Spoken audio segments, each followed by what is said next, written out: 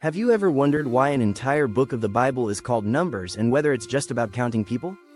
What if I told you that this ancient text contains some of the most dramatic stories, controversial laws, and mysterious rituals that shaped an entire civilization? Today we're diving deep into the book of Numbers, and trust me, it's way more fascinating than you think. The book of Numbers sits as the fourth book in both the Hebrew Bible and Christian Old Testament, serving as a crucial bridge between the dramatic exodus from Egypt and the promised entry into the land of Canaan.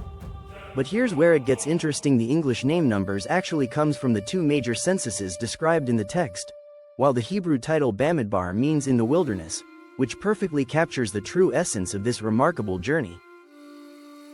Picture this. You're leading over 2 million people through a harsh desert for nearly 4 decades. There's no GPS, no supply chains, and definitely no customer service hotline when things go wrong. This is exactly the monumental challenge Moses faced, and the book of Numbers chronicles every dramatic twist and turn of this incredible wilderness wandering. The book opens with God commanding Moses to conduct a military census of all Israelite men aged 20 and above who could serve in the army. The numbers are staggering: over 600,000 fighting men, which suggests a total population exceeding 2 million people when you include women, children, and the elderly.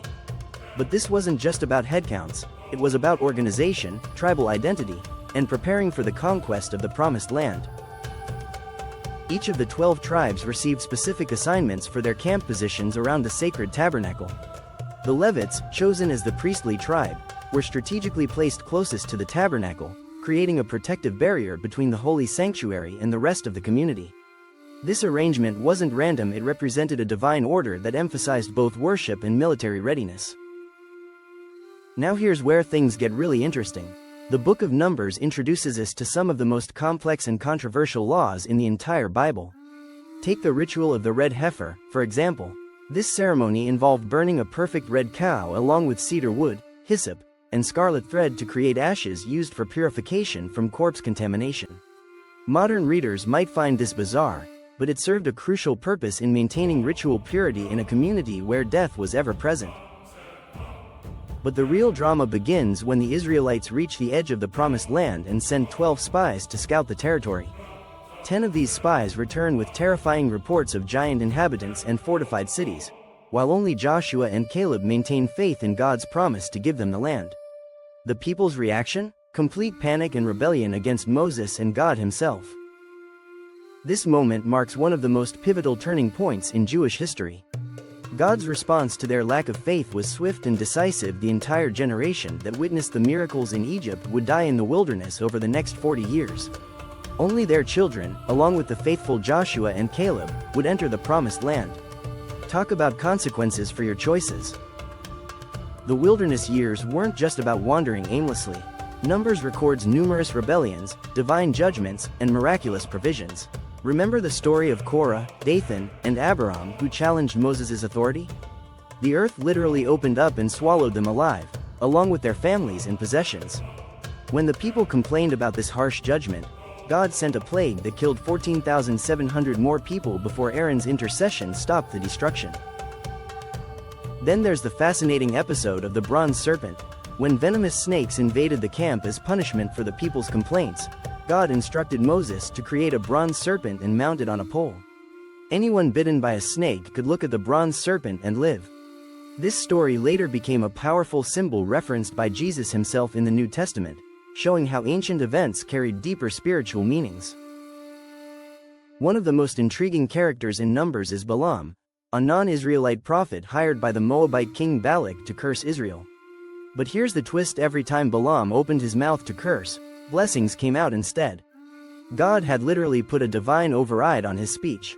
The story gets even more dramatic when Balaam's donkey starts talking to rebuke him for his greed and disobedience. Yes, you heard that right, a talking donkey with better spiritual discernment than a professional prophet. The book also introduces us to some remarkable women who changed the course of history. The daughters of Zelophehad boldly approached Moses to demand inheritance rights since their father died without sons.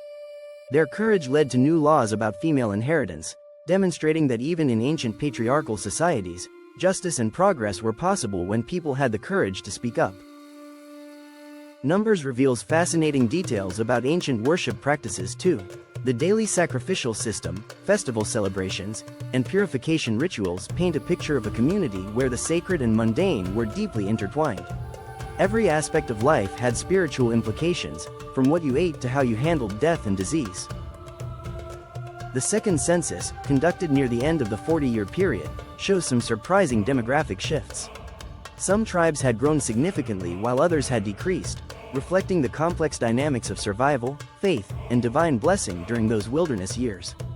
The Levites, who weren't counted in military censuses, maintained their unique role as spiritual leaders and tabernacle guardians.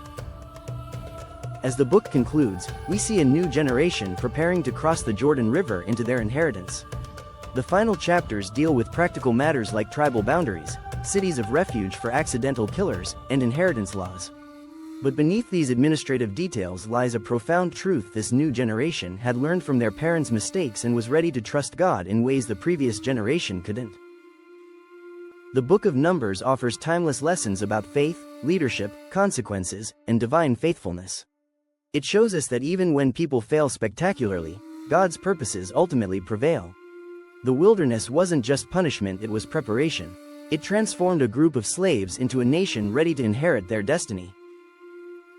What makes Numbers particularly relevant today is its honest portrayal of human nature. These weren't superhuman heroes but real people struggling with fear, doubt, and disappointment. Their failures and victories mirror our own spiritual journeys, reminding us that faith is often tested in the wilderness seasons of life. The book's emphasis on organization, accountability, and communal responsibility also speaks to modern leadership challenges. Moses' burden of leading millions of people offers insights into delegation, crisis management, and maintaining vision during difficult seasons.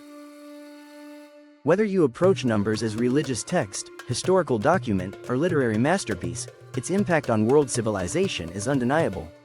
Its stories, laws, and principles have influenced legal systems, moral codes, and spiritual practices for thousands of years.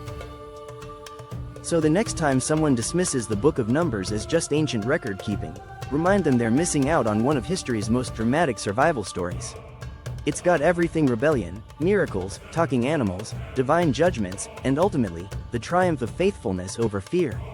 Now that's what I call compelling ancient literature with modern relevance. What aspect of Numbers surprised you the most?